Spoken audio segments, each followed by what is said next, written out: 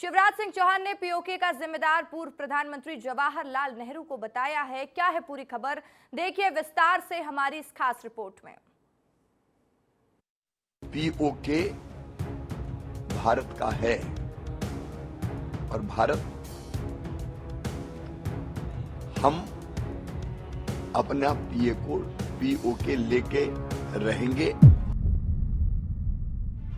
लोकसभा चुनाव 2024 में पीओके यानी कि पाकिस्तान ऑक्युपाइड कश्मीर का मुद्दा बेहद ही गरमाया हुआ है। बीजेपी लगातार पीओके को लेने की बात कह रही है, लेकिन अब इस होड़ में एमपी के पूर्व सीएम शिवराज सिंह चौहान भी शामिल हो गए हैं। शिवराज सिंह चौहान बुधवार को चुनाव प्रचार के लिए बोकारो पहुंचे, जहां उन्होंने पीओके के मुद्दे पर बात की और कांग्रेस पार्टी पर हमलावर हो गए। शिवराज सिंह चौहान ने पूर्व प्रधानमंत्री जवाहरलाल नेहरू को भारत विभाजन का जिम्मेदार ठहराया है। तो देश ही सवाल पूछ रहा है, भारत के विभाजन का दोषी आखिर कौन था? कांग्रेस, स्वर्गीय पंडित जवाहरलाल नेहरू जी। धारा 370 लगाने का पाप किसने किया था? अगर 3 दिन युद्ध और चल जाता तो संपूर्ण कश्मीर हमारा होता। पीओके किसके कारण बना? कांग्रेस, स्वर्गीय पंडित जवाहरलाल नेहरू जी के कारण।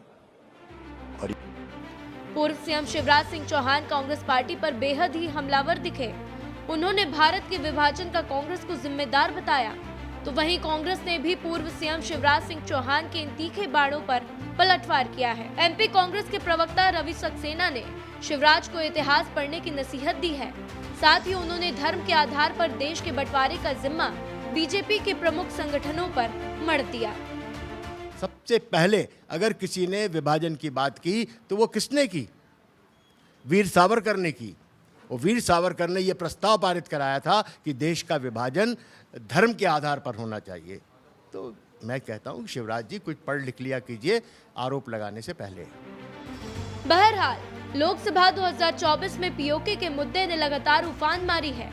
बीजेपी लगातार मंचों और संसदों में इस मुद्दे को उठाती रही है।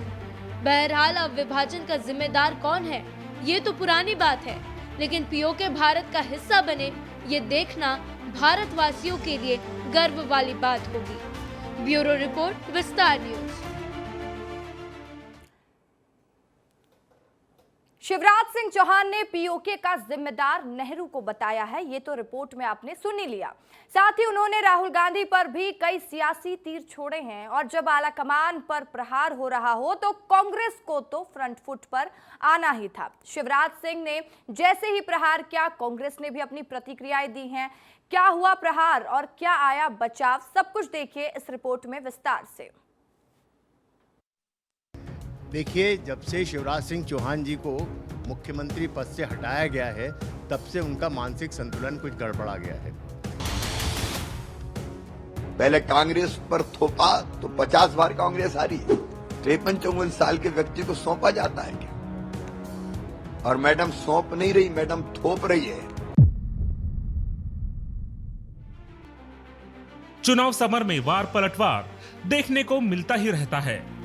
नेता एक दूसरे पर खुले मंचों से सियासी तीर दागते ही रहते हैं और ठीक कुछ ऐसा ही एमपी के पूर्व सीएम शिवराज सिंह चौहान के बोकारो दौरे पर देखने को मिला, जहां वे अपनी पार्टी के लिए चुनाव प्रचार का जिम्मा संभाले हुए हैं। शिवराज सिंह ने अपने दौरे पर सीधा कांग्रेस पार्टी के आलाकमान माने जाने वाले सांसद राहुल गांधी पर ही निशाना दाग दिया। शिवराज ने सोनिया गांधी के बयान को आड़ बनाते हुए राहुल को जमकर घेरा। उन्होंने कहा कि राहुल गांधी सौंपे नहीं थोपे गए नेता है।